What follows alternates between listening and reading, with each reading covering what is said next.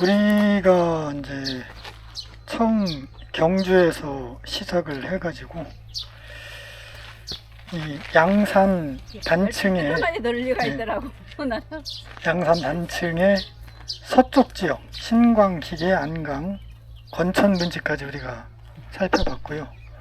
오늘은 흥해하고 천북하고 외동하고 그러니까 양산 단층의 동쪽, 동쪽 지역에 자리한 이 분지들을 오늘은 돌아볼 겁니다. 그래서 이제 이 부분은 요거는 울산 단층이 되겠죠. 울산 단층이 이렇게 두 갈래예요.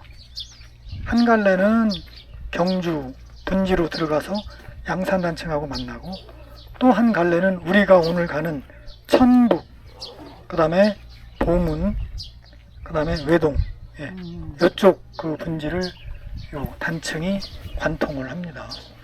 그래서 중요한 것은 이 단층선을 따라서 분포하고 있는 이 작은 분지들이 하루에 경주에서 하루에 걸어서 도달할 수 있는 일일 생활권에 있다는 게 중요합니다. 형산강유역이고 지금 우리가 와 있는 흥해는 형산강유역이 아닙니다. 바로 곡강천이라고 하는 독립된 하천유역. 유역이 달라요. 그 다음에 청하는 또 청하천유역, 이렇게 이제 분류를 할 수가 있는데, 중요한 것은 현재 우리가 와 있는 이 흥해하고 지난달에 갔던 신광하고는 곡강천 유역입니다. 형산강 유역이 아닙니다. 그 유역 구분을 분명히 하셔야 돼요. 우리가 지난달에 갔던 신광 분지입니다. 자, 신광 분지 동쪽에 흥해 분지가 자리하고 있는데, 이 파란 선들은 전부 단층선이에요. 그래서 흥해 분지도 역시 거의 동서 방향에 단층선 따라서 또 단층선들이 이렇게 또 교차하는 그런 지역이에요. 결국에는 처음서부터 제가 말씀드리지만 단층, 더 작게 얘기하면은 이제 암석 표면에 갈라진 틈, 전리, 지각이 깨져 있든 바위가 깨져 있든 깨져 있는 자리는 약하다. 수분이 스며들 수 있기 때문에 결국 수분이 스며들면 우리가 흔히 기계적 풍화라고 하는 물리적 풍화든 화학적 풍화든 다 물이 스며들어야 그런 풍화작용이 일어나는 거니까요. 그래서 흥해 분지도 역시 그 단층들이 교차하는 지각이 많이 부서진 그런 지대에 발달한 분지다. 그래서 보시면 이렇게 서쪽 경계는 도음산에서 고주산으로 이어지는 산줄기, 그 다음에 북쪽 경계는 고주산에서 별내째, 그 다음에 곤륜산으로 이어지는 이 산줄기, 그 다음에 동쪽은 낙수봉에서 이 이름 없는 삼기층 떡돌이 쌓여있는 구름들 해서, 이건 제가 이제 하천이 흘러드는 유역을 기준으로 분지를 나누는 거예요. 크게 큰 의미는 두지 마시고 대략 이 정도를 우리가 흥해 분지라고 명명을 할 수가 있습니다. 그런데 보시면 해발 고도가요 그렇게 높지는 않아요. 북미질부성이 있는 낙수봉도 92.6m 밖에 안 돼요. 우리가 이제 조금 있다가 갈 서원산, 박목산도 뭐 최고 높은 곤륜산이 176.9m 밖에 안 됩니다.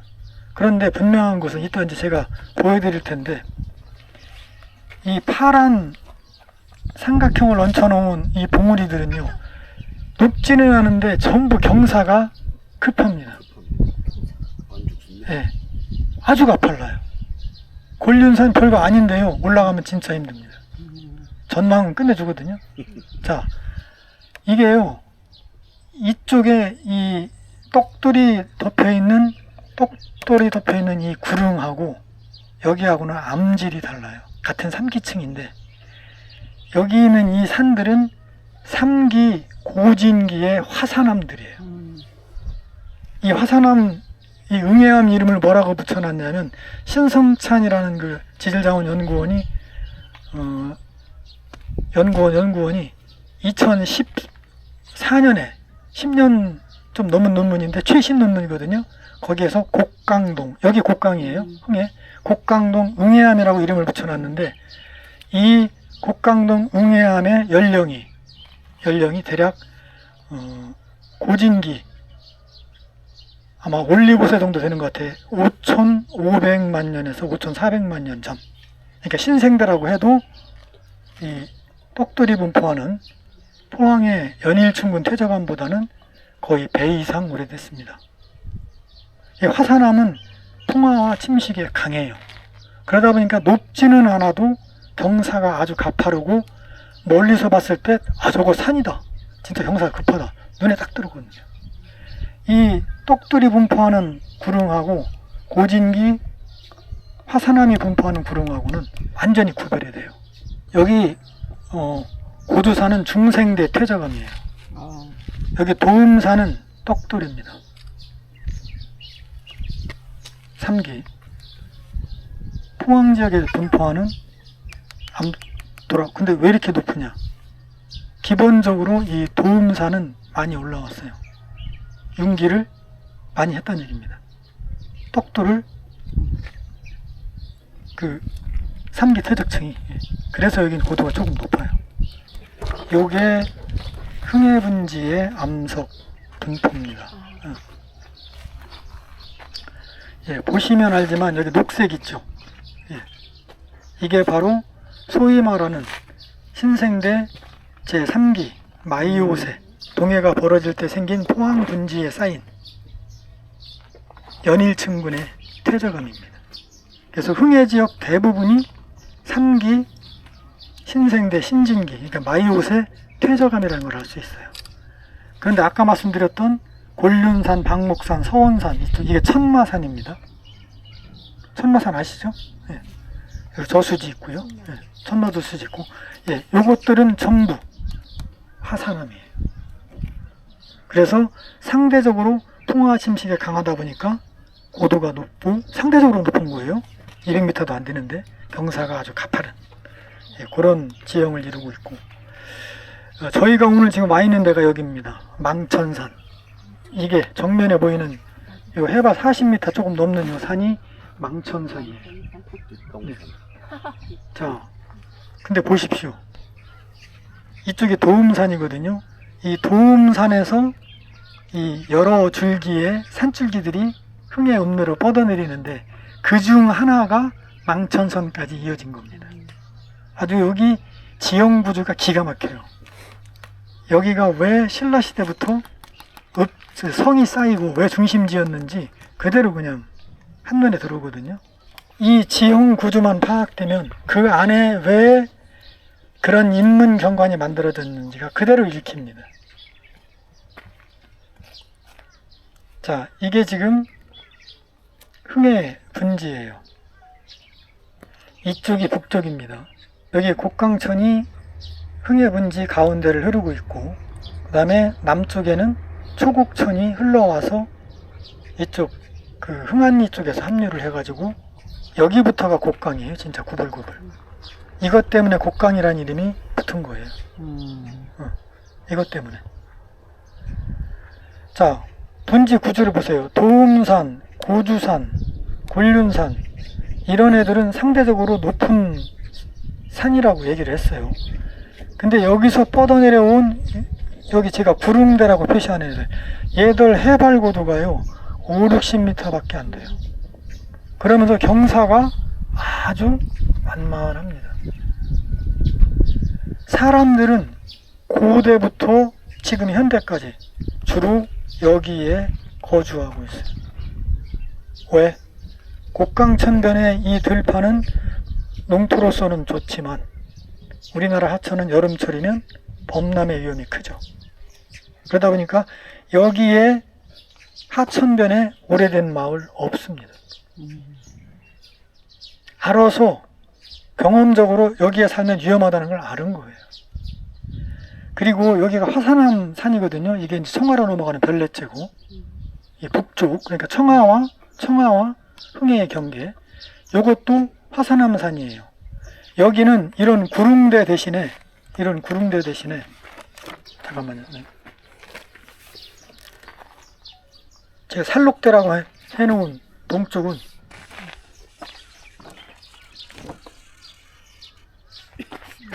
이런 식이에요. 여기서 경사가 탁 꺾이면서 완만한 면이 나타나거든요.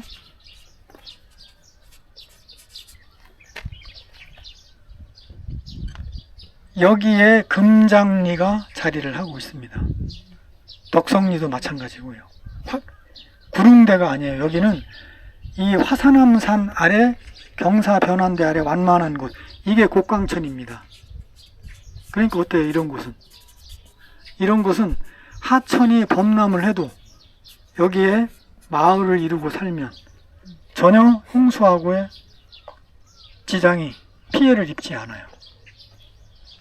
이게 청하하고 흥해하고 경계선을 이루는 화산암 산은 이런 살록대가 발달이 돼 있고, 어디 갔죠? 예. 살록대가 발달이 돼 있고, 여기 얘기하는 거예요. 지금 여기 이쪽 예.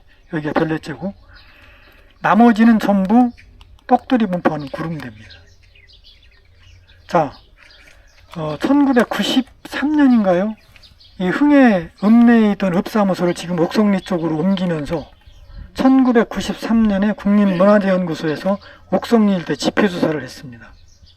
근데 흔히 이제 원삼북시대라는 말을 쓰는데, 그 역사학계에서 만든 말이니까 저도 그냥 따라서는 하는데, 사실은 청동기 말 철기 이제 초기를 얘기하는 거예요. 삼국이 만들어지는 대략 기원전 1, 2세기. 꽤 오래됐죠. 2000년이 넘었잖아요. 그 시기에 무덤이, 고분이 요 지금 읍사무소짜리 지표조사를 하면서 수백 개가 나왔습니다. 수백 개가. 뭐 고국, 이 구부러진 옥 있잖아요. 그것부터 시작해서요. 유물이 엄청나게 쏟아졌어요. 그거 전부 지금 경주 박물관에 가 있습니다. 어디 뭐 수장고에 들어가 있겠죠. 그래서 여기를 지표조사한 사람들이 뭐라고 그랬냐면은, 무슨 나라인지는 모르지만 나라 국자를 쳐서 국이라고 할 만한 세력이 여기에 존재했었다. 그렇게 해석을 했어요. 자, 고대부터 여기는 앞에 들판이 있죠. 요 구릉대는 홍수의 위험 없죠. 여기에 살았던 거예요. 그러면서 그 많은 고분을 남긴 겁니다. 근데 현대는 어떻습니까? 우리 총무님 사시는 요 초곡. 고대인들이 청동기 시대, 그 다음에 그 원삼국 시대라고 하는 그 1, 2세기 그 시기에 살던 사람들이 살던 그 구릉대 그 높이에 지금 초곡 아파트가 들어가 있어요. 그 다음에 KTX 역사 앞부분 2인이 저기 아파트 사는데 다 마찬가지입니다. 그 다음에 여기 장성동 아시잖아요? 양덕동 있죠? 마찬가지예요. 떡돌 구릉이에요.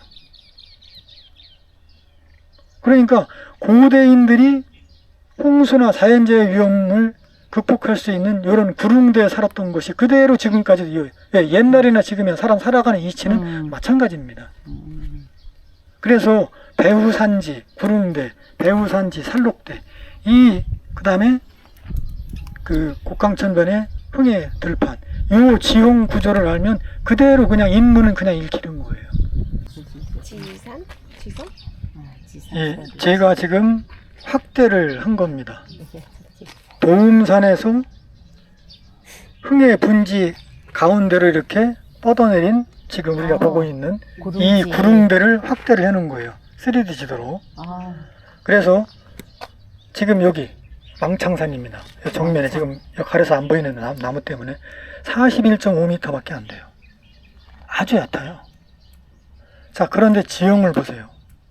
이게 바깥쪽으로는 이쪽 바깥쪽으로는 이제 제가 다 걸어 다닌 데입니다. 바깥쪽으로는 몇 미터, 한 3, 4미터, 4, 5미터 밖에 안 되는데 바깥쪽으로는 경사가 급해요. 남미질보성의 바깥쪽으로는 능선을 기준으로 했을 때. 그런데 이 안쪽으로는 저기 지금 저 밭 같은 거 보이시잖아요. 아파트 아래. 안쪽으로는 경사가 완만해요. 그러니까 방어하는 입장에서는 어때요? 여기에 한 몇 미터짜리 성벽만 쌓아놓으면 여기서는 밖에서는 공격하는 적은 급경사를 타고 공격을 해야 되니까 바깥쪽으로, 여기 우린 지금 안에 있으니까 안 보여요. 그리고 여기 연못이 있다는 게 굉장히 중요해요. 예. 왜 중요하냐?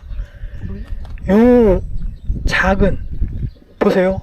요 산으로 둘러싸인 작은 분지예요, 지금 이게. 진짜 작아요. 예, 작은 분지예요.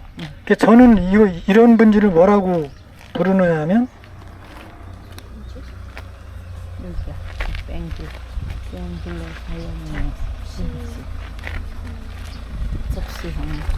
접시형 분지라고 그래요. 왜? 분지 바닥하고 옆에 능선하고의 고도차가 별로 안 나요.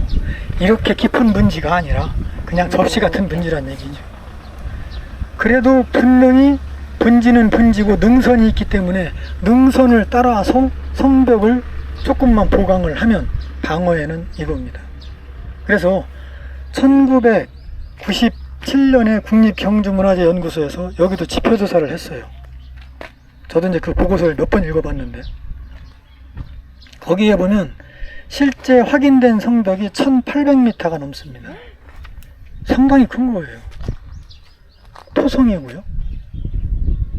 그런데 여기 지금 금성타워 보이시죠? 이 부분이에요. 어떻게 된 거예요? 성벽이 이렇게 이어졌었는데 잘라 먹은 겁니다. 저 바깥으로 이렇게. 예, 먹고 사는 게 중요하지. 뭐 이런 이런 거에 대한 어떤 그런 관념이 없었죠.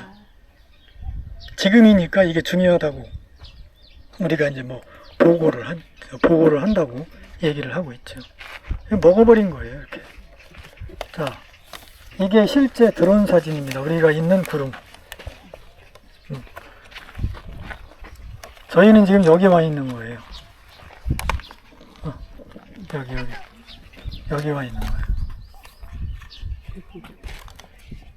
지금 하얀 선으로 제가 남미실부 성 경계를 지금 표시를 해놨죠. 저 안쪽은 다 아파트로 막아버립니다. 이게 지금 보시는 금성 타워예요. 이쪽 성벽 한 200m가 날아간 겁니다. 그리고 여기 지금 보이시죠? 왼쪽에 아파트, 고층 아파트 보이죠? 네. 서희 힐스테이트 개발하면서 여기에서도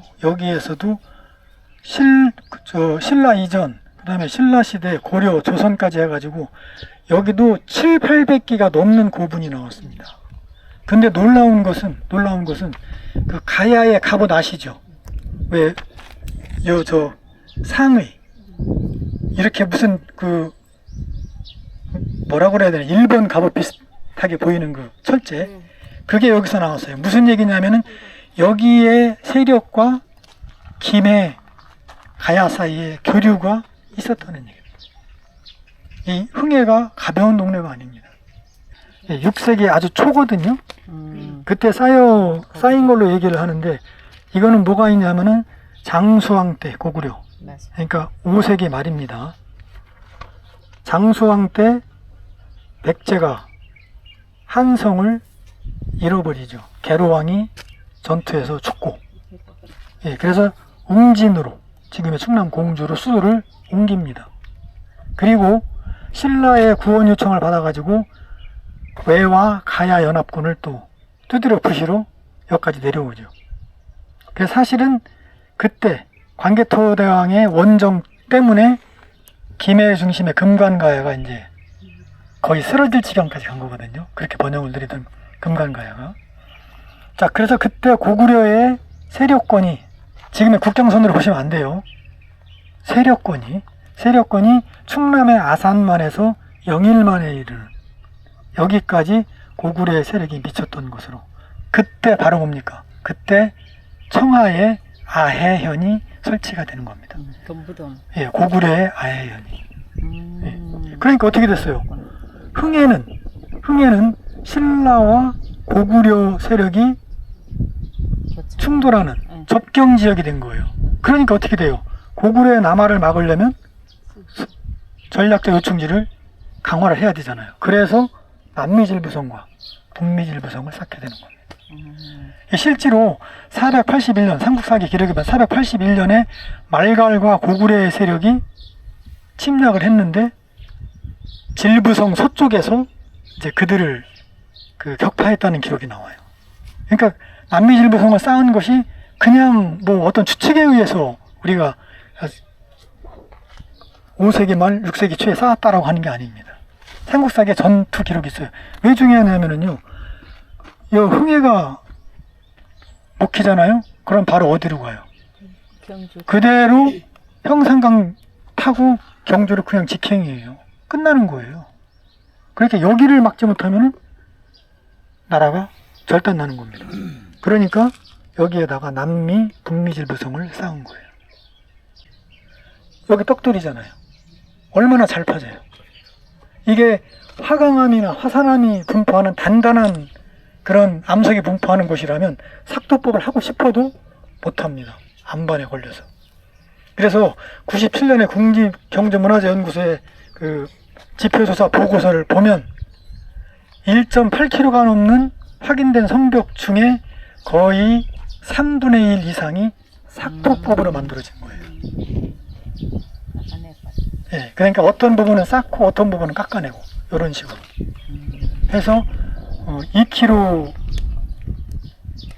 정도 되는 아주 이런 큰 성을 만든 거죠. 그래서 나중에 이제 신라 말기가 되면은 전국에서 호족들이 일어나잖아요.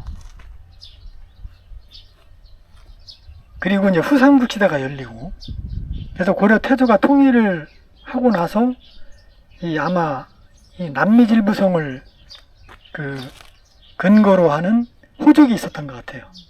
그 다음에 흥안리인 북미질부성을 기반으로 하는 호족이 있었고, 그래서 남미질부 성주가 북미질부 성주와 함께 고려 태조에게 항복을 합니다. 그래서 두 질부성을 합쳐가지고 흥해라고 하는 흥해군을 만들게 돼요. 여기. 그러니까 흥해의 지명이 벌써 1000년이 넘은 겁니다. 이거보다 더 관리가 안 됐었대. 그 지금 많이 정비가 된 거예요. 성 어디 조금 남아있나요? 아니 저기 남산초등학교 그 뒤쪽으로 보면은 그 지금 필수대에 있는 그 전에 그쪽으로 쭉 있었는데 그거 다 해군데 옛날에 성당이 이게 선벽이라는 게 흙하고 자갈하고 이렇게. 돌성이 아니에요. 아, 돌성은 거의 우리나라 돌성은 조선시대.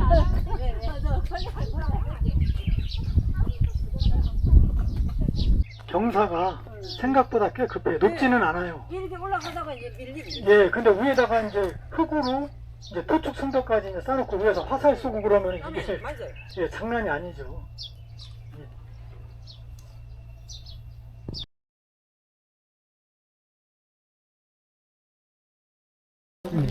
왼쪽에 보이는 하천이 초록천, 그 다음에 오른쪽에 보이는 하천이 곡강천이에요. 이게 조선시대에는 그 방향을 따질 때 읍성을 중심으로 방향을 따지거든요.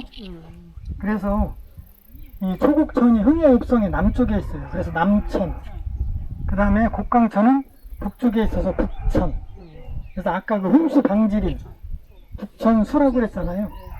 북천변에 그 조성한 수풀이다 그래서 북천수라고 한 거예요. 지금은 이제 그 북천을 갖다가 그냥 곡강천, 그다음에 옛날 남천은 그냥 초곡천 이렇게 부르는 거예요.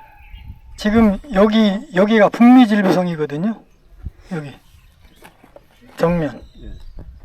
우와, 높다. 경사가 아주 급합니다.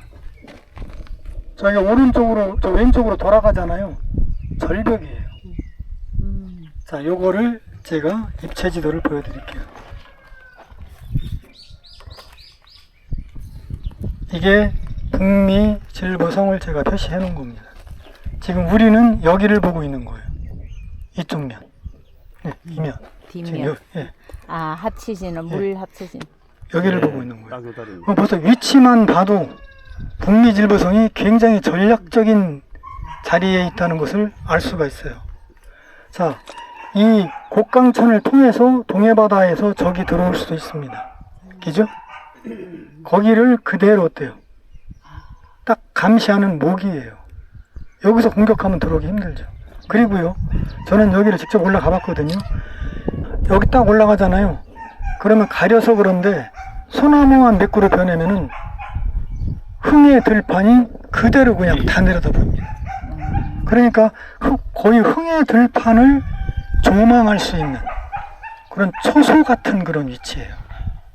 그래서 여기는 완전히 산성입니다. 아까 보셨던 남미질부성 접시형 분지에 자리한 그 성하고는 전혀 달라요. 그래서 보세요.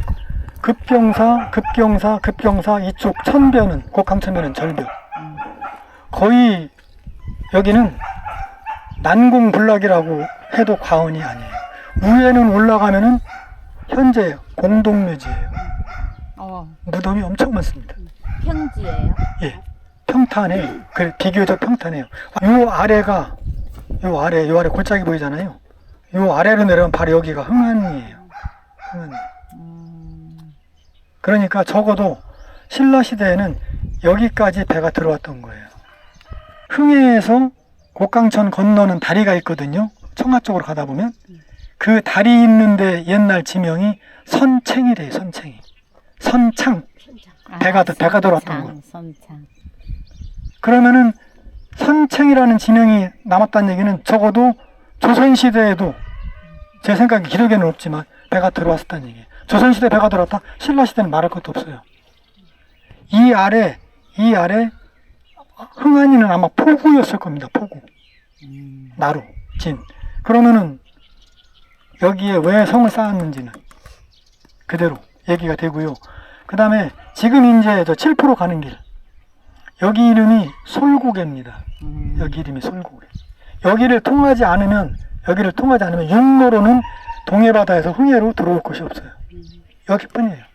그러니까 육로도 또 수로도 다 감시 통제할 수 있는 위치가 바로 북미질부성입니다. 그래서 요거를 조금 이해하기 쉽게 이 지형을 그리면은요, 이름이 낙수봉입니다. 겨우 90 거기 돼 있죠. 낙수봉. 예. 여기. 92.6m인가요? 네. 100m도 안 돼요. 근데 실제 우리가 와서 현장에서 보면 느낌이 어때요? 굉장히 높고 험해 보이잖아요. 험해요, 실제로. 꼭 고도가 높다고 험한 산은 아닌 거예요. 상대적인 거니까 어디까지나. 이 평지 들판이 넓은 흥해에서 이런 정도의 고도만 해도 이거는 진짜 험준한 지형이 되는 거예요. 네. 그래서 영어로는 테이블 마운틴이라고 그러는데 거의 이런 탁자형에 가까운, 네, 이런 지형을 이용해서 여기에다가 성을 쌓은 거예요. 근데 올라가 보신 분들은 알지만 여기에서 365일 생활했다고 볼 수는 없습니다. 남미질부성은 365일 생활할 수 있어요. 여기는 아니에요. 예, 그러니까 평상시에는 군인 배치해서 적의 동태 감시하고 주 생활은 저는 흥안이 쪽에서 이루어졌다고 보거든요. 그러다가 전시가 되면 이제 올라가서 농성을 하는 거죠. 지리적 시선으로 보면 포항의 읍성에도 이제 들어간 자료인데 1914년 일제가 그려놓은 지적 온도예요. 거기에 성벽이 정확하게 표시가 되어 있습니다. 얘네들은 무는 종이에다 그리잖아요. 그 무는 종이를 단위를 몇 센치, 몇 미터로 보느냐에 따라서 성벽의 두께까지도 다 알 수 있습니다. 이게 지적도 4장을 합친 거예요. 다운을 받아가지고 지도 아카이브에서 다운을 받아가지고 저는 이거 자료 발굴한 게 제일 보람이 있었습니다. 그대로 합치고 이 구분이 안 되잖아요, 흑백이라. 그래서 요건 제가 이제 구분하기 편하게 칼라 선을 입힌 거예요. 그대로예요. 자, 보시면 옹성이 있어요. 성벽 문을 보호하기 위한. 남문과 북문 딱 2개거든요. 성이 작기 때문에. 흥의 읍성이. 그래서 북문도 옹성이 있고요. 남문도 옹성이 있어요. 그리고 왜 여기 강물에 곡강천에 범람 위협이 있는 이곳에 성을 쌓았는지 저는 이 지적들을 보면서 이해가 갔던 게 이거 보세요. 구라고 되어 있죠. 도랑구자예요. 개울이에요, 개울. 어때요? 개울이 성 밖을 감싸고 그냥 해저예요. 천연해저. 그러니까 저 큰 남미질부성을 갖다가 다 복구할 힘은 없던 고려 말에 평지니까 성 쌓기도 훨씬 편하잖아요. 그리고 천연 해저가 있고 지금 이거 다 복개돼 가지고 길이에요, 길. 근데 이 노선 따라서 그대로 길이 나 있습니다. 그래서 저는 이 길을 따라서 직접 걸으면서 아, 이게 옛날 도랑이었구나. 그리고 이걸로만 끝난 게 아니라 이쪽 여기가 영일민속박물관 그 제남헌이라고 하는 그 동헌, 예, 그 서쪽 성벽이거든요. 여기 지금 복원했잖아요. 이제 그것도 보고 가자고요. 이쪽 바깥쪽으로도 해자를, 이게 해자예요. 이게 도루인데 해자인데 그냥 물을 채우는 해자가 아니라 건식 해자였습니다. 그냥 도랑을 파놔서 사람이 건너기 힘들게. 그러니까 습식과 건식 해자가 있는 거예요. 습식은 평상시에도 물이 채워져 있는 거고, 여기는 흥해는 건식인 거예요. 이쪽에서도 해자가 발견이 됐고요. 그러니까 뭐 어때요? 해자가 발견된 부분은 이 천연 해자가 감싸지 않은 곳들이 많아요. 여기는 거리가 너무 멀잖아요. 여기하고. 그러니까 여기는 해자를 판 거예요. 네. 여기도 해자를 팠고. 이쪽은 뭐 다 뭉그러져가지고 물론 다 사라졌어. 이쪽은 해자가 안 나오죠. 바로 성벽 밖으로 돌아오니 그러니까. 그래서 이게 어떤 역사적인 내용들을 갖다가 해석을 할 때에는 역사학자 혼자 해석 못해요. 고진기에 화산활동으로 만들어진 곡강동 응해암이라고 하는 화산암입니다. 그러니까 어때요? 전리까지 가 있으니까 이제 전리 따라서 석자를 떼어내가지고 여기서 직선거리로 흥해읍성까지 한 1.5km 정도 됩니다. 현재 흥해읍성짜리. 여기 말고는 돌을 떼낼 자리가 없어요. 제가 와서 보고서 이제 저희는 뭐라고 설명을 못 드리는데 이게 자연절벽이 아니라 인위적인 절벽이라는 것은 압니다.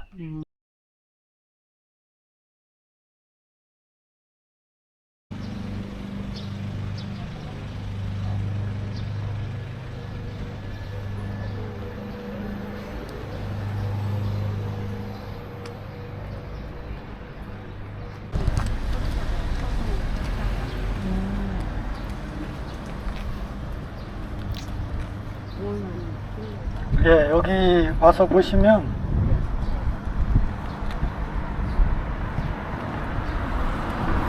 지금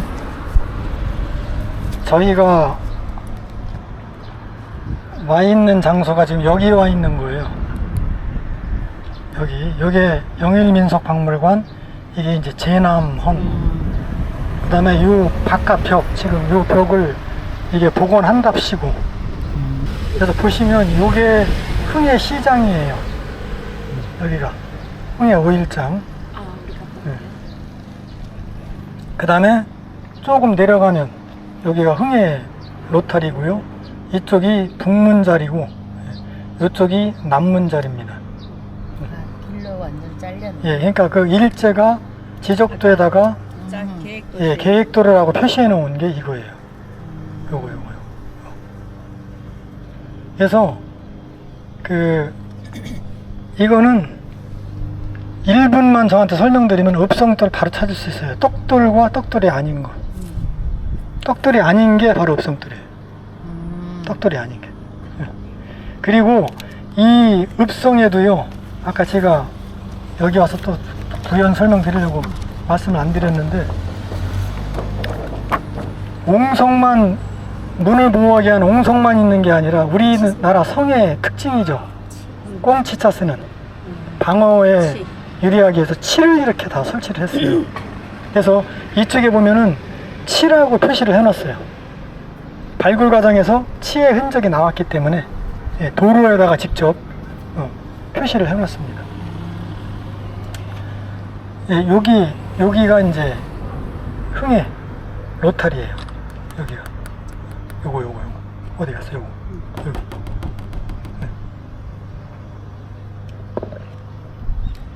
그 다음에 여기 해자 있던 자리, 지금 이 도로 3차선 도로를 확장했죠. 확장하기 전에는 그냥 골목길이었어요. 이게 지금 치 흔적이거든요. 여기. 아, 요거. 아, 이게 치표시라? 해놨잖아. 치성입니다 했잖아. 이것은 치성입니다. 아, 여기 없다. 아니, 이거는 왜요? 이거는 왜 이렇게 해놨어? 치. 튀어나온 이빨. 여기까지. 이 까짜, 이거 그 까짜인가요? 맞죠. 밑에 보이는 돌은 어때요? 위에 돌로 성을 쌓기 때문에 하중을 받으니까 크고 단단해야 돼요. 예, 위로 갈수록 저는 그렇게 나간다. 위로 갈수록 작아져요. 밑에가 제일 성돌의 크기가 크고 네. 위로 갈수록 작아져요. 아 그럼 이거 조선시대 거예요? 그렇죠. 아 원형 그대로 남아있는 거. 그렇죠. 이거는 무겁기 때문에 일부러 네. 기계 동원해가지고 움직이기 전에는 못해요. 그러니까 저기도 이런 식으로 돌이 이렇게 놓여있던 거예요. 그런데 그거를 지금 저런 식으로 바꿔놓으니까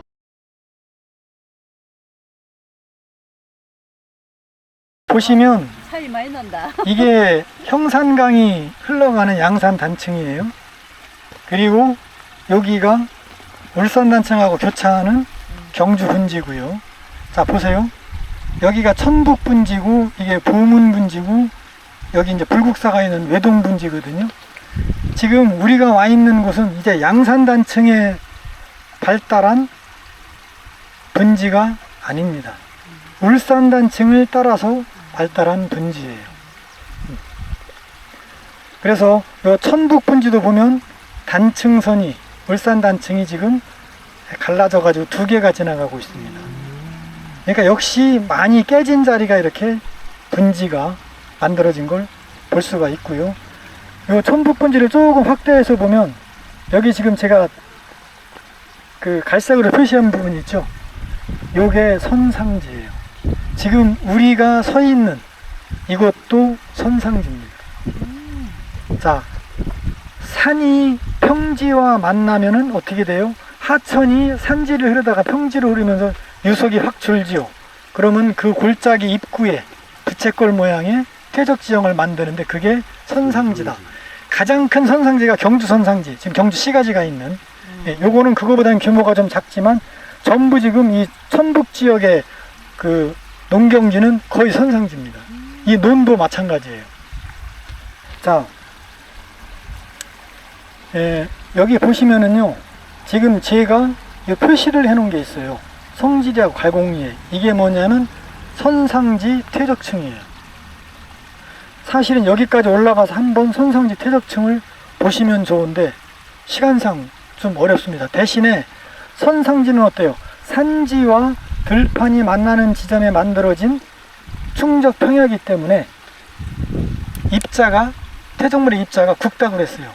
그래서 그것이 적성목각층에 돌을 공급해줘 가지고 그 대농원 같은 고분군이 만들어졌다고 그랬잖아요.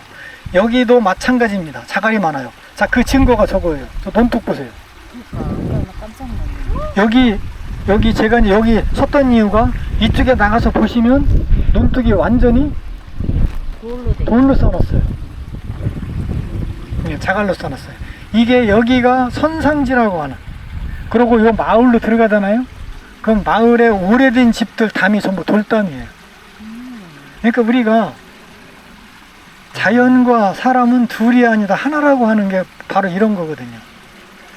자연 환경이 그대로 사람들의 생활에 영향을 주고는. 보세요. 선상지는 위에서부터 아래로 경사져 있으니까 논도 어때요? 수평으로 만들면서 계단식으로 자연스럽게 이렇게 만들어 놓은 거예요. 그리고 수로도 어때요? 수로도 경사 따라서 그냥 그대로 물을 흘려보내고 중간에 막아서 논으로 수문을 열어주면 논으로 물이 들어가고 닫으면 밑으로 빠지고. 이게 박리제, 선상지 이용한 경주시내 박리제도 똑같아요. 배수를 그렇게 한 거예요. 선상지가 경사가 져 있으니까 사람들이 쓰는 생활용수나 이런 것들도 그런 경사진 선상지면을 이용해서 배수를 한 거예요. 여기 수로처럼. 그렇게 이해하시면 돼요. 어렵게 하지 마시고. 그래서 지금 여기 성지리에 온 이유는 바로 이 선상지 퇴적층에서 많이 나오는 자갈을 이용해서 논둑을 산 거예요. 왜냐하면 어때요? 논을 만들려면 논바닥에 돌이 있으면 안 되잖아요. 그놈 꺼내서 뚝 쌓고 고운 흙만 남게 한 다음에 결국 논을 만든 거예요. 그래야 물이 빠지지 않으니까. 입자가 굵은 애들이 밑에 섞여 있으면 물이 다 빠져버리잖아요. 안 고이고. 신수지가 그런 거구나. 예, 여기가 지금 위에 올라가면 저수지가 있어요. 선상지가 시작되면 어때요? 퇴적층의 두께가 두껍고 자갈층으로 되어 있기 때문에 저수지 만들면 물이 다 빠져버려요. 근데 선상지가 시작되기 전, 예, 시작되기 전 그 퇴적층 바로 위에 쪽에다 세 방을 막아버리면 상관이 없죠. 그래서 저수지가 전부 어때요? 선상지가 시작되는 꼭지점, 선정 위쪽에 다 저수지가 자리하고 있어요. 이유가 있는 거예요. 하천이 흘러들어오면 어때요? 자갈로 된 퇴적층이기 때문에 하천은 선상지 표면으로 흐르지 못하고 물이 이렇게 지하로 흘러요. 이걸 우리가 엎드릴 복자 동류라고 해요. 선상지 하천은 대부분 동류를 해요. 그러니까 신라문이 한번 여기다가 그렇다고 지표소가 아예 없진 않죠. 지표소가 있긴 있죠. 여기다가 저수지를 막으면 어떻게 되겠어요? 여기다 저수지 막으면 물이 다 지하로 빠져버리겠죠. 근데 여기다 막으면 어때요? 위에다가 공유가 되기 전에. 여기다 막으면 복류 되기 전에 여 위에 물이 고이는 거죠. 그래서 선상지가 시작되는 꼭지점 선정에 이렇게 저수지가 있는 거예요. 요거는 외동 쪽도 똑같습니다. 예, 저 길 따라서 올라가면은 저수지 바로 아래 선상지 퇴적층이 그대로 드러나 있어요. 선상지라고 하는, 그래서 입자가 큰 자갈이 많은 퇴적층에서 구하기 쉬운 자갈을 가지고 이렇게 돌담까지 쌓은 이런 모습. 여기가 성질입니다.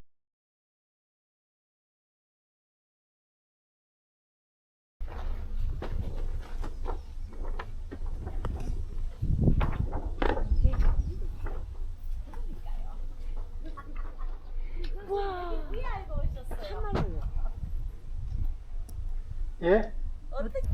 우선 여기 지질구조 한번 보시죠. 천북분재. 요게 중요합니다. 퇴적은 예, 이게 아, 신진기 마이오세. 마이너스 대죠.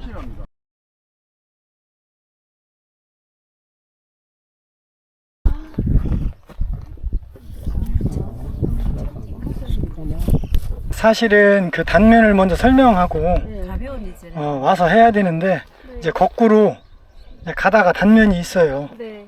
예, 그거는 특히 이제 또 삼각주 퇴적층 단면이라 더 의미가 있거든요. 근데 이게 이제 지금 풀이 이렇게 나고 그래가지고 논두길이 어떤지는 모르겠습니다. 자, 여기 보시면 아까 말씀드린 대로 중요한 거는 요 3기층 퇴적암이에요. 이게 연일층군 천북여감층이라고 되어 있습니다.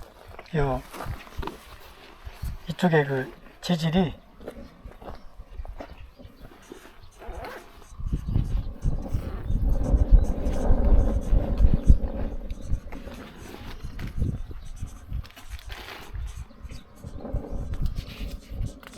이게 여감층이면은 돌이 박혀 있어야 되잖아요. 네. 근데 아까 돌 박힌 거 보셨어요? 없어요. 그러니까 이게 지질도라는 게 현장에 나와 보면은 딱딱 안 맞아요. 일치하지 않아요. 물론 이제 넓은 지역에서 몇 개 표본 샘플 지역을 뽑아가지고 이제 지질 구조를 암석 분포를 얘기를 하기 때문에 뭐 안 맞는 건 어떻게 보면 당연합니다. 100% 믿으시면 안 되거든요. 자, 이게 천북 여감층이라고 했는데 사실은 실트면은 영어로는 파인샌드라고 그래요. 아주 고운 모래 50 마이크론 이하. 1 마이크론은 1000분의 1mm죠. 그 다음에 또 하나는 이암층도 있어요. 자, 중요한 건 뭐냐면은 이 연일층군의 이 천북여감층이요, 이 연일층군이라고 하는 층이 이게 이거라는 게 중요해요. 해성층이라는 게 바다에서 쌓인 거. 그래서 조개화석도 나오고 그러는 거잖아요. 포항에서 그 두우동에서 막 결핵체도 나오고 그게 바다에서 따는 얘기예요.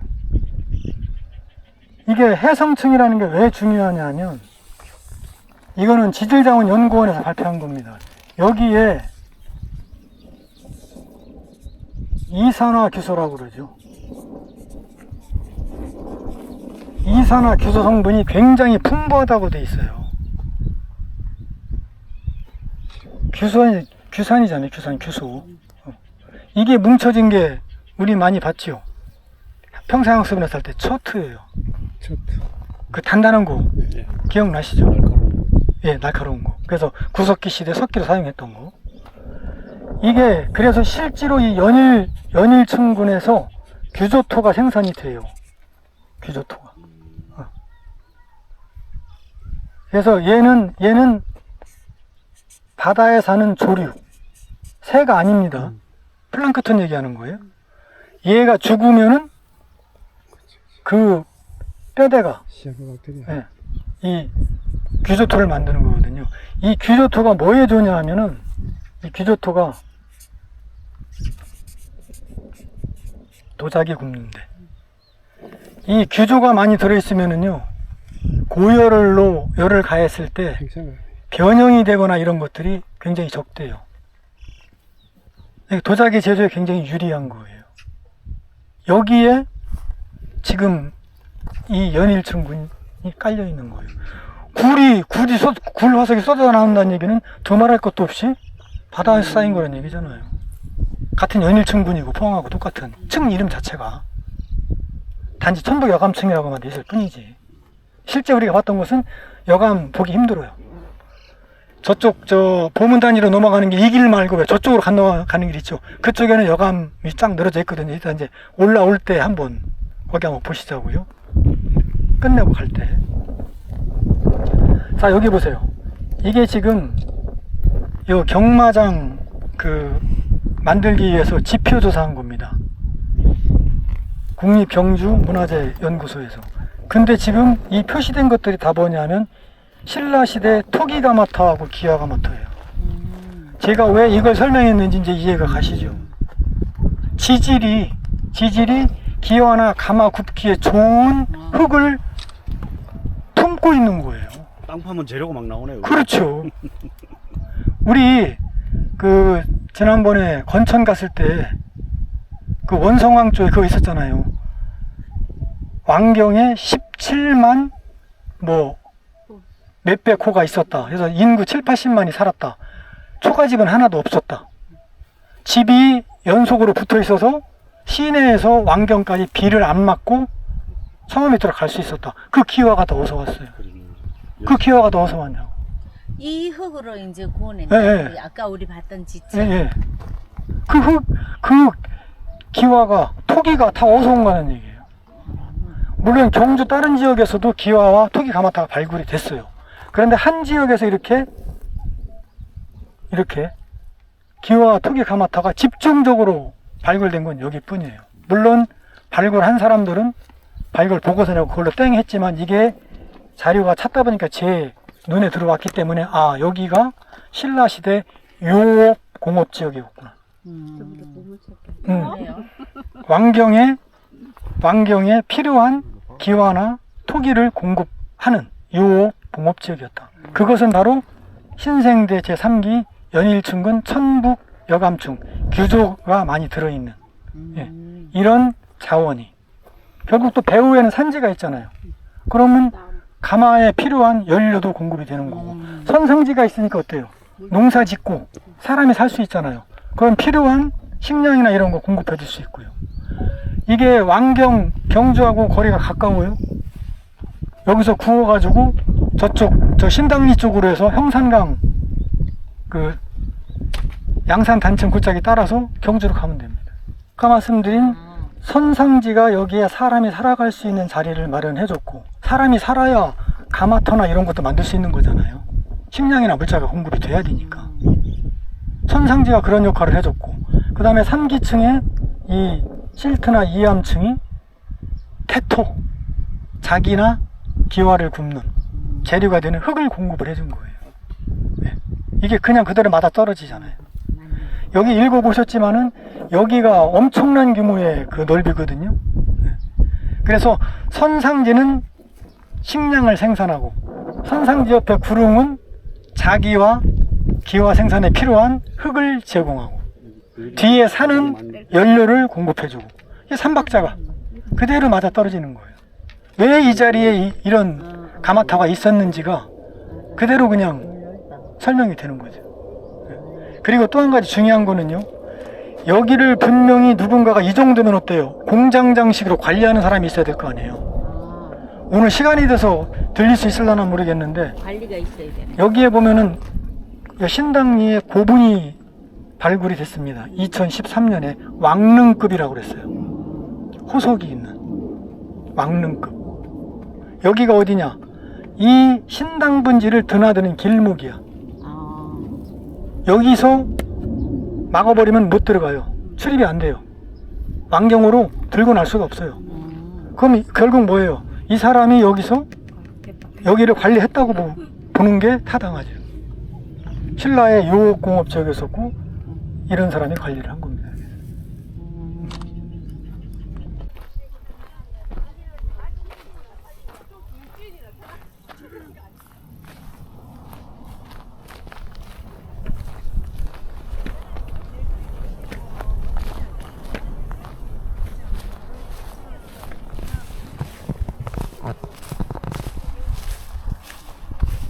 이라고 되어 있는데 보세요. 여감 같은 거.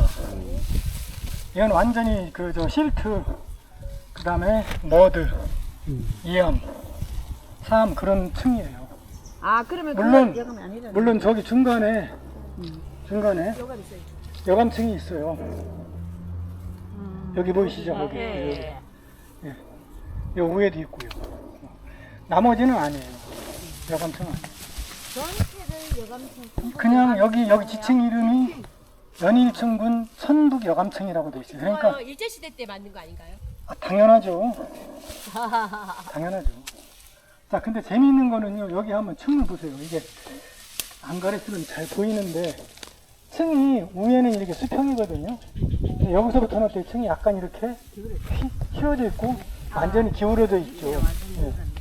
이게 삼각주 퇴적층의 특징이에요. 예, 지금 포항 시가지가 있는 곳이 형산강 삼각주잖아요. 하천이 바다하고 만나는 지점에 퇴적시켜 놓은.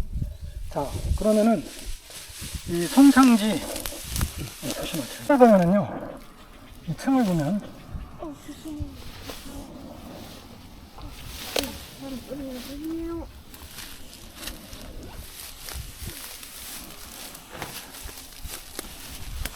층이 이렇게 돼 있어요. 이게 수평층이 있고 이렇게 기울어진 게 있어요. 이 기울어진 층을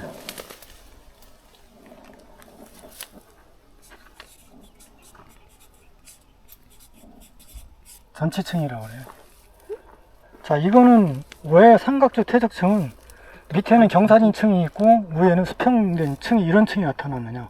저도 그 책에서 도식화된 그림만 봤지 실제 퇴적층은 여기서 처음 봤어요. 그러니까 지질학자들이 아직 여기까지는 손을 안 댄 것 같아요. 이 사람들이 봤으면 이게 분명히 그 연구 논문에도 올라갈 아주 진짜 멋진 사진이거든, 저 노두거든요.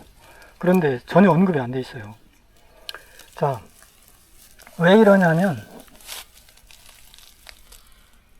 땅이 이렇게 생긴 거죠. 이런 식으로 경사지게. 그러면은 자 보세요. 이게 이제 바다 해수면입니다. 그리고 이제 하천이 이렇게 흘러들어요. 자, 어떤 일이 일어나느냐면 퇴적층이 어떻게 쌓일 것 같아요? 수평으로 쌓일 것 같아요? 네. 아닌가? 아니.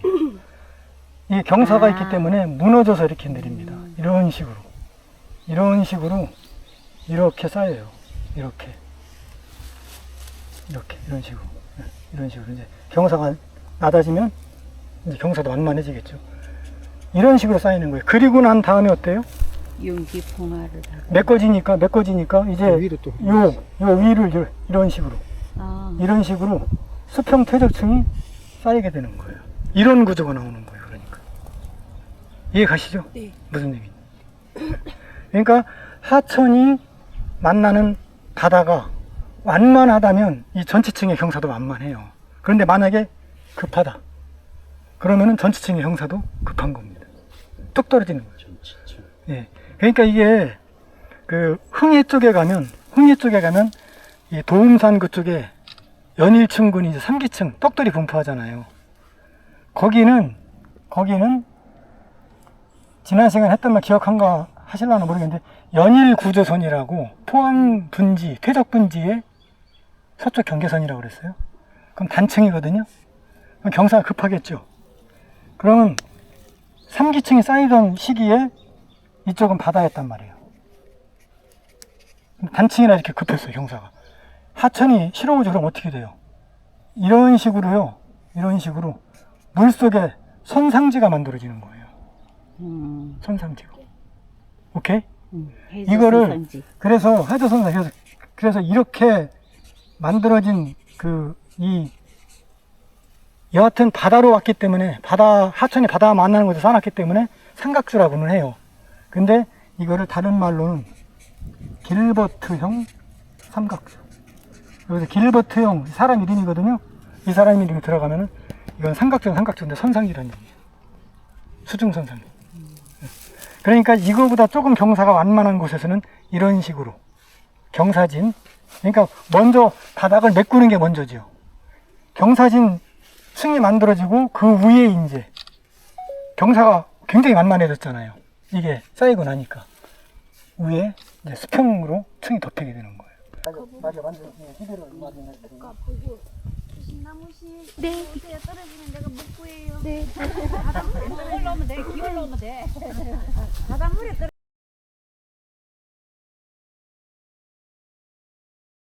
일반 벼농사지대 가면 전부 초가잖아요. 볕째 구하기 쉬우니까. 흙하고. 여기는 흙벽이 돌이잖아요. 돌벽이. 그러니까 돌, 흙 섞어서 저렇게 집벽 쌓고 밖에 담은 돌로 쌓고. 그래서 이 선상지라는 지형이 살진 않는다. 지난번에도 말씀을 드렸지만 이 선상지는요 지금 기후에서 만들어진 지형이 아니라고 말씀드렸어요. 우리나라의 선상지는요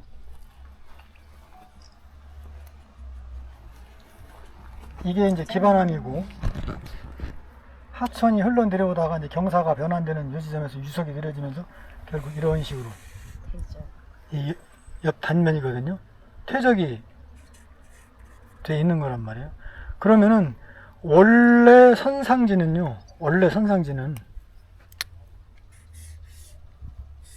지난 빙하기는 우리나라가 추운 초원이었어요. 연강수량 한 450mm 정도. 굉장히 건조하죠. 그래서 비도 소나기성 비가 옵니다. 골고루 오는 게 아니라 450mm가. 한두 시간 사이에 100~200mm가 쏟아질 수도 있어요. 그럼 폭우가 내리면 어때요? 여기에 있던 풍화물들이 450mm면 연강수량이 나무가 못 자랍니다. 전부 그냥 관목이나 풀이에요. 그러니까 어때요? 큰 바위돌도 잡아주지를 못해요. 거기에다가 소나기성 그 폭우가 쏟아지면 어떻게 돼요? 걔네들이 다 쓸려서 밑으로 내려와가지고 여기에 쌓이는 거예요. 그러면 하천이 퇴적물을 싣고 오다가 무거운 돌이나 이런 게 여기에 턱 놓이잖아요. 그러면 가다가 하천이 물길이 이렇게 바뀌어요. 이런 식으로. 그래서 하천이 여러 갈래로 막 갈라집니다. 선상지는. 한 군데로 흐르지를 못해요. 근데 기후가 현재 기후로 바뀌잖아요. 연강산이 1000mm가 넘잖아요. 산에는 나무가 자라요. 그러면 풍화물들이 어때요? 다 나무 뿌리에 의해서 잡혀요. 근데 비는 더 많이 와요. 그럼 어떻게 돼요? 여러 갈래로 나뉘어졌던 그 물줄기가 하나로 통일이 됩니다.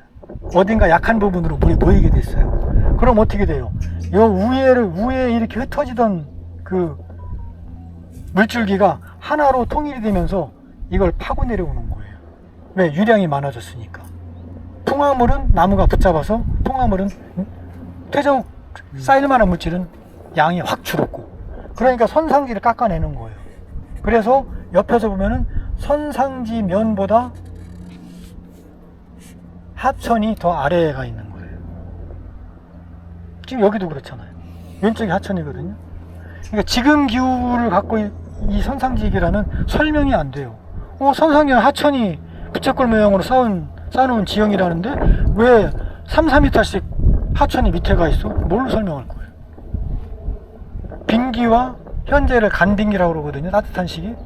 이 기후변화를 이해하지 못하면 설명이 안 되는 거예요. 그러니까 어때요? 신라시대 같은 때 하천이 3, 4m 아래에 있으니까 홍수가 나도요 선상지면은 절대 안전해요.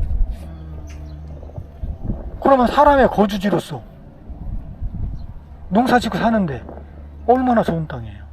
특히나 우리나라 선상지는 경사가 대단히 완만해요. 왜냐하면 뒤에 산이 규모가 저게 토암산이 700 몇십 미터밖에 안 되잖아요. 하지만요 천산, 제가 가서 봤던 중앙아시아 쪽 설산이에요. 해가 4,000m가 넘는. 높이도 높고 최적이 얼마나 큽니까 부피가. 거기서 쏟아져 나오는 토사의 양이 어마어마하거든요. 그러고 평지와 만나는 경사가 이렇게 완만한 게 아니라 이런 식이에요. 그러니까 선상지가 퇴적이 좀 어때요? 퇴적의 두께가 엄청나게 두꺼워요. 몇백 미터씩 돼요. 우리나라 경주 선상지가 황상일 교수가 저 측량해 낸 거 보면 최고 두꺼운 데가 35m 밖에 안 되는데 그것도 한 번에 쌓인 게 아니고 여러 번 빙기 간빙기가 있었거든요. 여러 번 겪으면서 쌓인 걸로 얘기를 하고 있어요. 그럴 수밖에 없어요. 경사가 완만하고 뒤에 산의 최적이 부피가 작기 때문에 퇴적물 공급량도 적은 거예요. 그만큼. 이게 넓게 퍼지지 두껍게 쌓이지는 못하는 거예요. 우리나라 선상지는. 그렇기 때문에 논농사도 지을 수 있는 겁니다. 이렇게 두꺼운 데서는요 물이 복류를 해도 때 지표에서 1, 200m 또는 뭐 3, 400m씩 안반 쪽으로 흘러서 가기, 기반함 쪽으로 흘러서 가기 때문에 지표에서 못 구해요. 설산에서 내려오는 물 스며들기 전에 여기서 수로를 만들어 가지고 물을 공급해줘야 선상지에서 살 수 있어요. 그렇게 해서 만들어진 도시가 사마르칸트입니다. 실크로드 상에. 그래서 우리나라 선상지는 이렇게 두께도 퇴적층의 두께도 얇고 경사도 완만해요. 그래서 여기 보세요. 뭐 경사가 그렇게 급해 보이지 않잖아요. 그러니까 생각을 해보세요. 불국사가 이 선상지 위에 자리를 하게 된 곳. 아니 선상지에 농경지가 펼쳐져 있으니까 스님들 도 닦고 일하려면 먹고 살아야 되잖아요. 그럼 이 밑에 선상지 농경지에서 자연스럽게 법광사 마냥 지난달에 갔던 사원 경제가 뒷받침이 되는 거예요. 선상지가 중요해요. 여기서 우리나라 어디를 가봐도 여기 경주, 포항, 울산 이쪽처럼 단층선이 발달된 데가 그렇게 뚜렷한 데가 없거든요. 단층지대에 선상지가 잘 발달해요. 그건 당연한 거잖아요.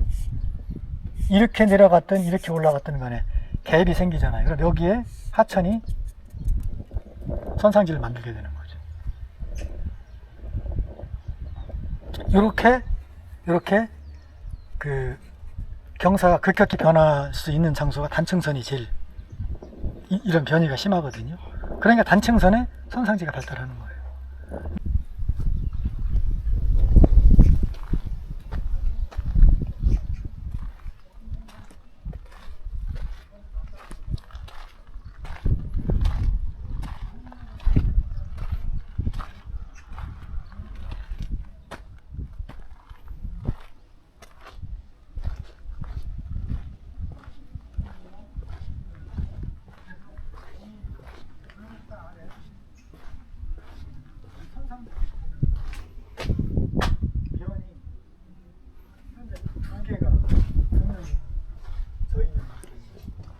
그래서 불국사를 지은 사람들은 이 면과 면의 높이 차이를 깔아 뭉갠 게 아니라 오히려 이걸 가지고 이렇게 가람 구조를 했지.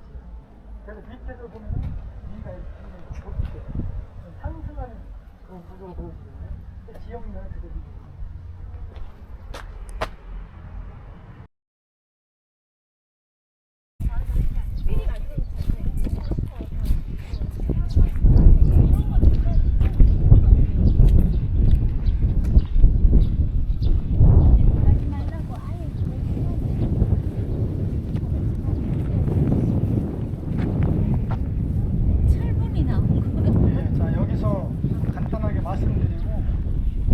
저 계릉을 얘기하면은 꼭 나오는 게 숭복사지입니다. 네, 숭복사지 갈 거거든요.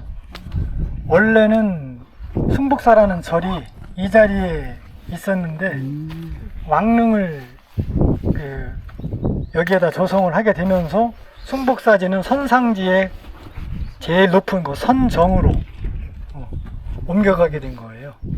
이게 이제 그 숭복사지는 그 신라의 그 대표적 학자인 최치원이 이제 지은 그 숭복사에 대한 글이 있어가지고 이제 그것 때문에도 더 유명하죠 거기가. 그러니까 숭복사도 결국 왕의 무덤과 자리를 맞바꿨다는 얘기는 어떻게 보면은 그 왕의 명복을 비는 그런 이제 원찰, 기원 드리는 뭐 그런 성격의 절이라고 보시면 돼요. 그래서 여기가 아까 말씀드린 대로 인터넷 찾아보시면 여기에서 물이 많이 나와가지고 물이 많이 나와서 관을 물에다가 놓을 수는 없잖아요. 그래서 관을 이렇게 줄로 걸어서 이제 들어 올려 놓고서 일을 했기 때문에 이제 걸개자를 써서 뭐 괴릉이라고 한다고 얘기를 하는데 뻥입니다. 왜냐하면은요, 지금 여기 와서 이 그림을 보시면 이게 다 지금 선상지거든요. 그리고 선상지 윗면에 불국사, 감산사지 이게 사실 다 제 생각엔 다 들리려고 했었는데 달천 철장까지 가려면 도저히 불가능해요. 그래서 제가 계획을 이렇게 세워놨기 때문에 이대로 하고 9월, 10월은 우리가 빠져먹은 거 있지요. 경주 보면서 이제 그런 데를 모아가지고 다시 복습 겸 해서 돌아보도록 하겠습니다. 여기 보시면 여기는 퇴적층이 아니에요. 선상지 퇴적층이 아니에요. 그대로 화강암 구릉입니다. 화강암 구릉이 이렇게 굉장히 경사가 완만하고 밋밋하잖아요. 이런 곳은 대개 화강암 풍화층이 몇 미터씩 돼요. 그래서 그거를 지역용어로는 화강암 풍화층이 5m 이상 되면 그거를 깊게 풍화됐다 그래서 심층 풍화층이라고 그래요.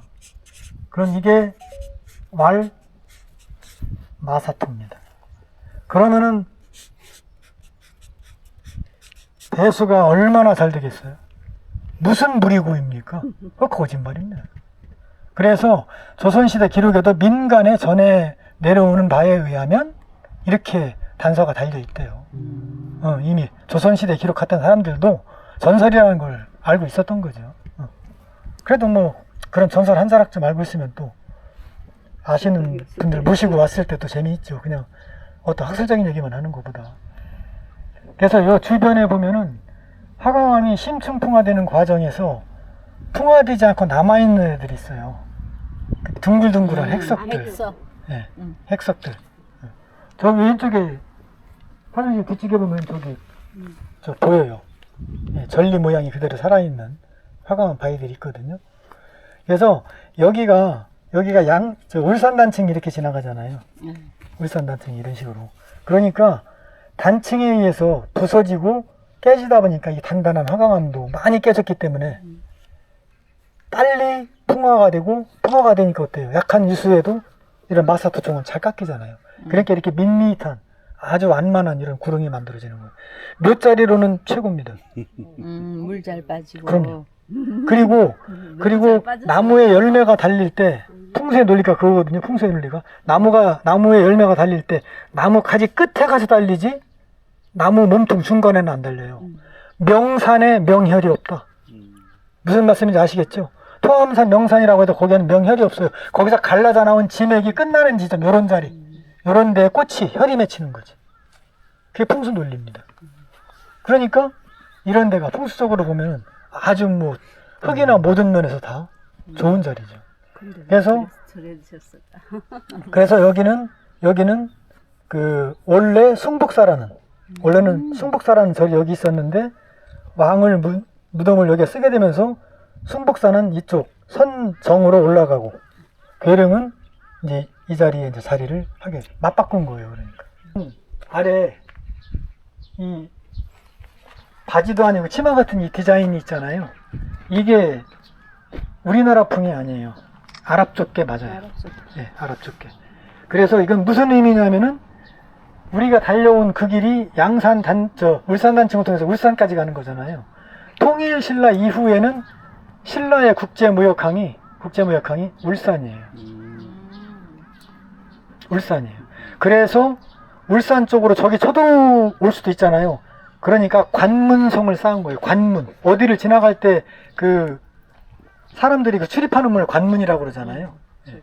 그 관문송이 지금 울산광역시하고 경상북도의 경계예요. 옛날 경북과 경남의 경계. 예. 그 능선을 따라서 쌓았거든요. 자, 그리고 이런 것들은 빨간색이 아니라 갈색이죠. 이런 건 이제 그 화강암에 있는 운모 속에 철분이 들어있거든요. 그 운모가 풍화되면서 이제 산화보다 조금 약한 이제 갈철광이 만들어진 거예요. 산화철이 아니라. 그래서 이런 갈색을 띠는 거고, 그 다음에 이런 데 보면 구멍들이 있어요. 이런 것들. 이거 실수로 이렇게 떨어진 게 아니고 가스가 빠져나가면서 마그마가 저 지하 깊은 곳에서 가스가 빠져나가면서 이런 구멍이 생기고, 대개 저런 데 안에는 석영 결정, 수정이 맺히는 경우가 많아요. 그래서 장항리 사지 가보면 그렇거든요. 네, 정동구조예요. 제가 이거 한번 말씀드렸을걸요. 그 지난달에 저쪽 출영 쪽으로 가다 시부거리 네. 예, 거기 갔을 때 이게 정동구조예요. 예. 남산 화강암에도 이런 정동구조가 잘 발달이 되어 있습니다. 화강암에도 나타나요. 예, 화강암에도 나타나요. 일단 저기 수염이나 이런 얼굴 외형만 봐도 얼굴 우리나라가 외형도 아니죠. 우리나라 저 동양인 얼굴은 아니죠. 구렛나루가 완전히. 예. 요새- 지금도 터키나 뭐 이런데 그 사람들, 요새 TV 나오는 이란 사람. 이란 사람들.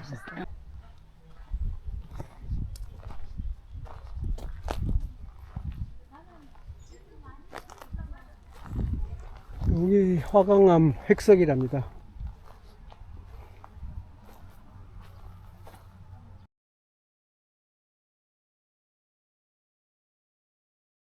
이게 괴릉, 원성릉이고, 그 다음에 이제 요 선상지가 가로질러서 올라와가지고, 여기 지금 선상지의 제일 위, 선정. 그러니까 여기는 그 선상지라고 해도 선상지가 시작되는 부분이라 퇴적층이 얕아요. 조금만 걷어내면 이렇게 그냥 그 안반이나 이제 풍어층이 드러나게 됩니다. 그러니까 사실은 아까 승복사지가 원래 그 괴릉에 있었다고 그랬잖아요. 거기보다 여기가 절터로는 더 나아요. 왕릉터로서는 아까 거기가 낫고. 바꾼 이유가 있어요. 지형적으로 봐도. 우선 제가 그 신광 법강사에서도 말씀드렸던 것처럼 선상지를 내려다보는 자리잖아요, 이 자리는.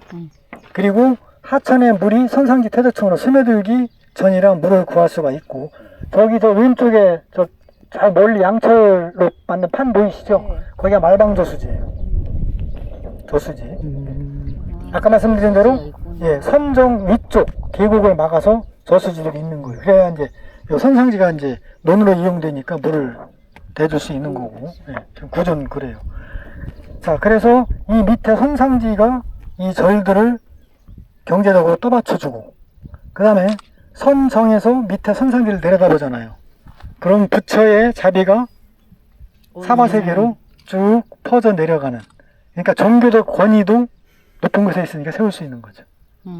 예. 그러니까 인문적으로 봐도 그렇고 자연지형적인 면에서 봐도 그렇고 이런 자리가 저 보세요. 저희가 오늘 시간 때문에 못 들린 감산사지, 여기도 가면 감산사는 여기보다 절이 훨씬 더 커요. 근데 이제 진짜 신라시대 거는 석탑 딱 딸랑 하나 있습니다. 거기도 감산사지 상류 골짜기에도 저수지가 있어요. 딱 그런 구조입니다. 여기 지금 이름 없는 이 하천들 있잖아요. 다 위에 저수지들이 다 있어요. 예. 그래서 이 선상지들이 이렇게 넓게 발달이 돼 있고, 중요한 얘기를 또 얘기를 안 했네요. 특별히 이제 외동 분지라고 이름을 지금 붙였거든요. 지금 이 부분이 특이하게 넓죠. 여기 통암산 있고, 지금 우리가 이제 여기쯤에 와 있을 거예요, 아마. 보면은 어때요? 다 화강암이에요. 남산 쪽도 그렇고 통암산 쪽도 그렇고. 그런데 같은 암석이거든. 동일한 암석이잖아요. 지질 때는 흑운모 화강암이라고 나와요. 그런데 왜 여기만 이렇게 넓냐는 거죠. 여기 보세요. 왜 외동 쪽이 이렇게 넓은지. 단층. 울산 단층, 울산 단층, 울산 단층, 울산 단층, 동래 단층. 거기다가 이런 선들은 단층으로 확인은 안 됐지만 지각운동으로 땅이 갈라진 자리 단열이에요. 단층과 단열이 여기에 집중돼 있어요. 그러니까 여기에 화강암이 많이 부서지고 깨져서 소위 말하는 파쇄대, 봤어요. 영어로는 셔터링 벨트, 파쇄대가 만들어진 거예요. 그러니까 여기 흐르는 남천이나 울산으로 흘러가는 동천이 얼마나 작은 하천들이에요. 하천의 침식으로 이게 만들어졌다. 뭐 침식지역 맞긴 합니다. 하지만 하천은 풍화돼 나온 것들을 쓸어내는, 운반하는 정도지 걔가 땅을 깎아낸 건 아니에요. 단층이 기반함을 잘게 부숴놨기 때문에, 파쇄해놨기 때문에 여기가 이렇게 넓은 분지가 만들어진 거죠. 그 동일한 암석인데 왜 어디는 들판이고 어디는 산이냐는 거지. 구조적인 요인을 얘기 안 하면 이해가 안 가는 얘기예요. 암석이 다르다면 산을 이루는 암석은 풍화가 잘 안 되고 요 들판은 풍화 침식이 빨리 되는 암석, 그렇게 얘기하면 되잖아요. 근데 같은 암석이란 말이에요. 그러면 이런 구조적인 요인, 단층이나 선구조에 의해서 지각이 많이 깨졌다는 얘기를 하지 않으면 설명이 안 되는 거예요. 동일한 시기에 만들어진 암석인데, 같은 암석인데. 그러니까 이 지각운동이 얼마나 중요한지. 그리고 우리 신나무님이 왜 여기는 유적 단층이 많으냐. 아까도 제가 말씀드렸어요. 단층은 결국 상하든 아니면은 전후든 변이가 있는 게 단층이잖아요. 그러면은 상하로 단층이 생기면 어떻게 됩니까? 여기 보세요. 여기 상하로 단층이 생겨요. 하천이 흘러내려오다가 이 아래 단층면에 닿게 되면은 갑자기 경사가 확 줄어버리니까 어떻게 돼요? 이 면에 선상지가 만들어지는 거예요. 근데 광주 그쪽 서쪽보다는 여기는 일본하고 가깝죠. 판충돌대하고. 그러니까 단층도 여기가 훨씬 더 많고요. 단층에 의한 변이도 여기가 더 많아요. 그러니까 손상지가 많은 거예요. 이유가 그거예요. 한라의 박리제. 여기 지금 노란색으로 해놓은 곳은 지명으로 남아있는 박리제 흔적입니다. 그래서 산대리, 안강, 그 다음에 양월리. 여기는 실제 도로 요구가 발굴이 됐어요. 도로가. 그 다음에 사방리, 사방, 방. 그 다음에 여기 방내리, 방안. 여기는 지금 이 표시, 격자 표시 해놓은 데는 실제 박리제 유적이 발굴된 곳이에요. 그리고 우리가 지나온, 우리는 안 지나왔지. 우리 1, 2 왔으니까. 여기 동방, 지금 와 있는 이 말방. 이게 다 박리제, 에서 유래된 그런 지명이라는 거죠.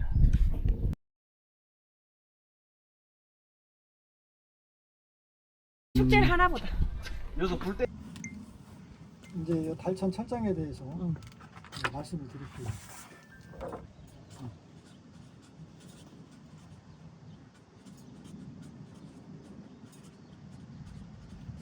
그 중에는 뭐 철도 있고 이제 여러 가지가 있겠죠.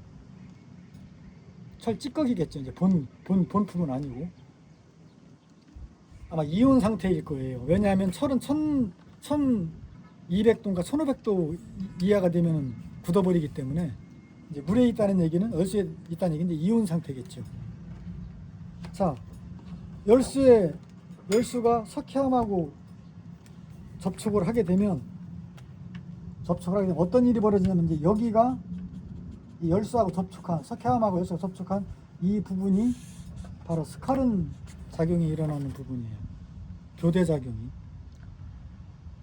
자, 어떤 교대 작용이 일어나느냐? 열수에 의해서 이 석회암에서는 칼슘이 빠져나옵니다. 열수에 녹아서. 그리고 이 칼슘이 빠져나온 이 자리로 열수에 녹아있던 철이 일리 들어가는 거예요. 이게 교대작용이에요. 기존의 물질이 녹아 나오고 그 빈자리를 열수에 있는 광물이 가서 채우는 거예요. 철분이 채워진 거예요.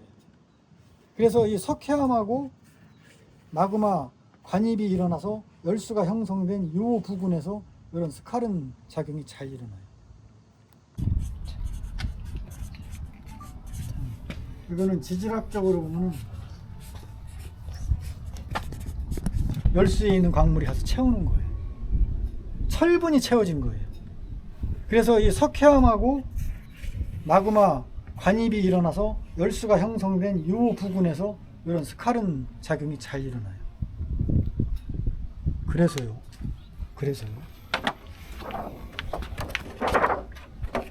여기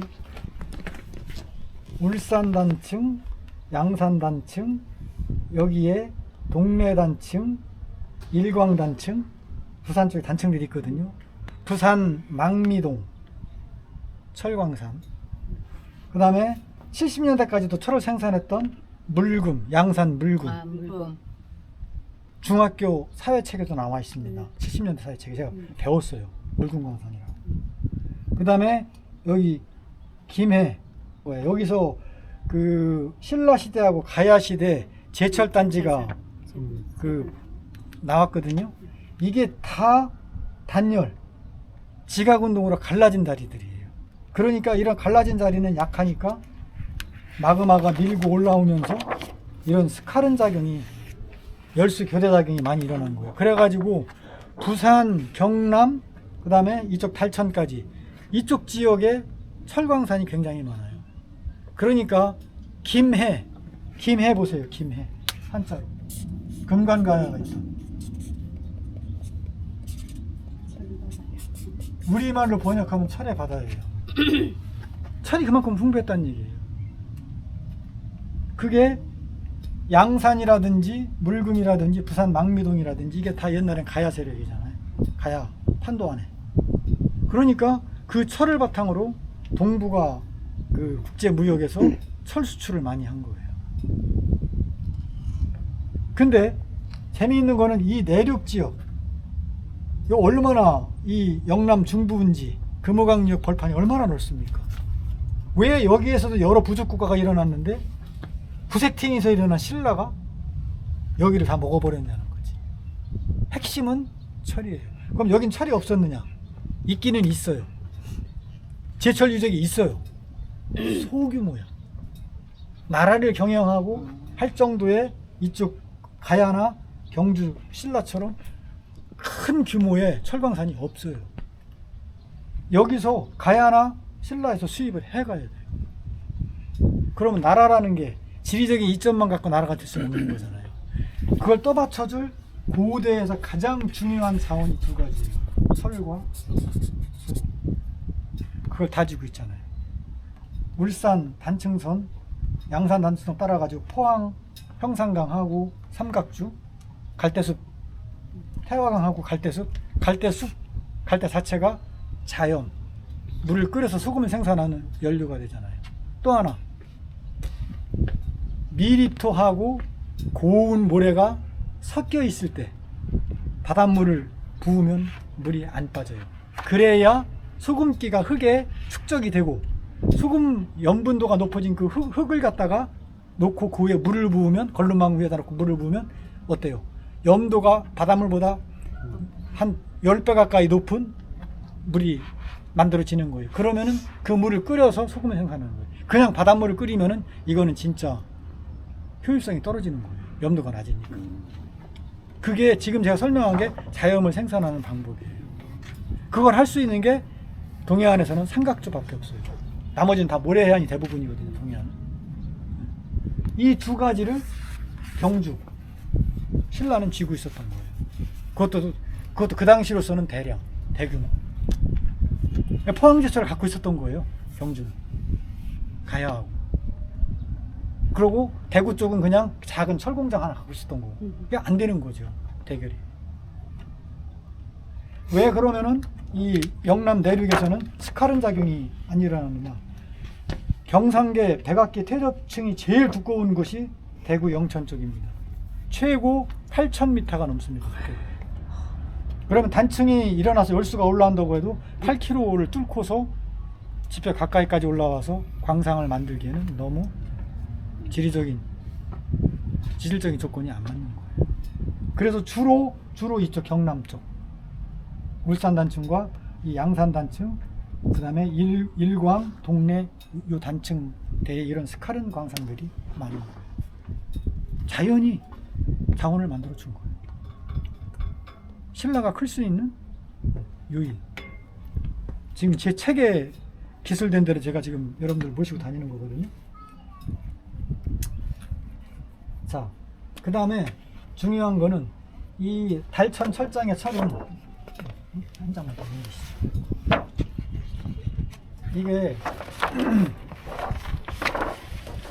고대에서 제철을 한다는 것은 쉬운 일이 아니에요. 이 고대에서 철을 얻는 방법 보면은 직접 광석을 캐내는 경우도 물론 있었겠지만 처음부터 그랬던 것은 아니라고 봅니다. 돌에 들어있는 철분을 빼낸다는 건 쉬운 일이 아니거든요. 뭐냐면 사철. 모래 속에 사서 끌어보세요. 철 조각들이 달라붙습니다. 흙. 통하죠. 이거는 어때요? 그냥 물에 쌀 일듯이 이르면은 철 덩어리들이 나오는 거죠. 그거 녹이면 되는 거예요. 비슷하지 않아요? 네. 사철, 토철. 아니죠. 이거는 주로 어디예요? 이거는 주로 강가. 강가지. 이거는 풍화층이 두꺼운 거. 아, 달천 같은데. 달천. 왜 풍화층이 두꺼워? 단층되니까. 스카른 광상이 일어난 후에도 단층 작용이 있었으니까 여기가 파쇄가 되니까 다른 데보다 먼저 풍화가 되잖아요. 근데 풍화가 되면은 이 철분은 이제 광물질이 녹아서 빠져나가는 걸 용탈이라고 그러거든요. 용탈이 안 돼요. 끝까지 남아 있습니다. 철분. 다른 성분은 다 빠져나가고 풍화층 속에 철분은 그대로 남아 있어요. 그래서 열대지방에 가면은 빨간 흙이 있어요.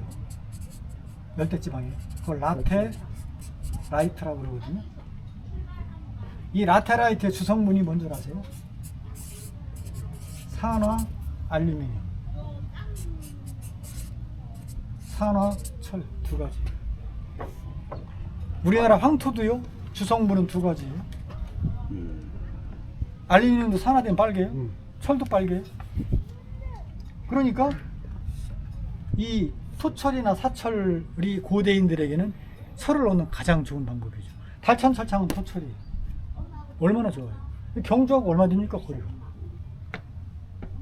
그러니까 태백산맥 동쪽에 이 협소한 형산강 유역에서 일어난 신라가 영남 전체를 아우르고 삼국을 통일할 수 있는 그런 기본적인 바탕이 된 자원은 바로 철과 소금이에요.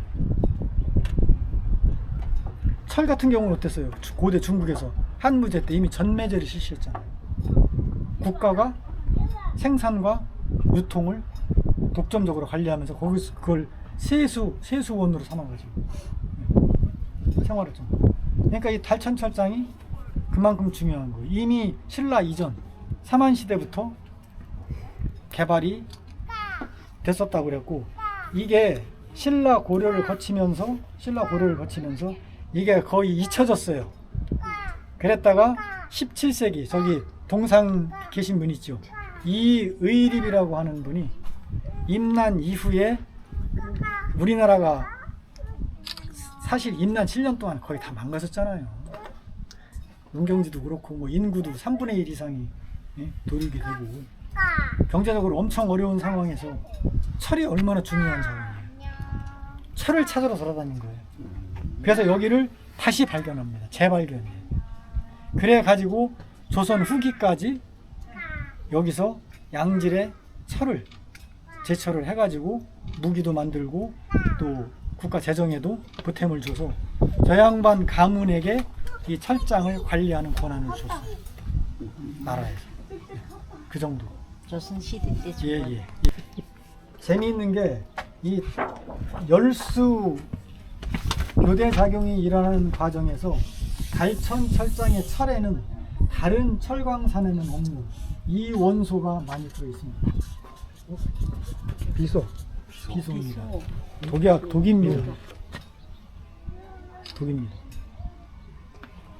그래서 다른 철광산에서 생산되는 철에는 없는 달천 철장만의 비소 비율이 있어요. 그래서 이거를 뭐라고 얘기하냐면 지질학적 지문이라고 그래요. 지문. 사람 손의 지문처럼. 지문. 이게 왜 중요하냐 하면은 이게 5세기, 죄송합니다. 제가 고분 이름을 까먹었어요. 일본의 후쿠오카 쪽에 있는 고분에서 철정이라고 그래요. 철정, 쇳덩어리. 고대에는 이 철정이 돈이었습니다. 재산이에요. 지금의 금처럼. 왜? 고대의 가야와 신라 시대의 철은 지금으로 말하면은 삼성전자와 하이닉스가 생산하는 반도체처럼 첨단 하이테크 제품이에요. 고가의. 그래서 자기의 부를 또 묻힌 사람의 신분을 드러내는 방법이 이걸 묻는 거예요. 같이. 쇳덩어리를. 근데 5세기에 발견된 일본 후쿠오카 지역의 고분에서 이 철정을 분석을 했더니 이게 나온 거예요. 그건 뭐예요? 5세기 때 이미 신라에서 일본으로 철이 수출이 됐다는 얘기입니다. 보지 못했던 것들이. 그래서 달천 철장 이거 그 신문 기사를 보면 2013년인가 발굴을 했는데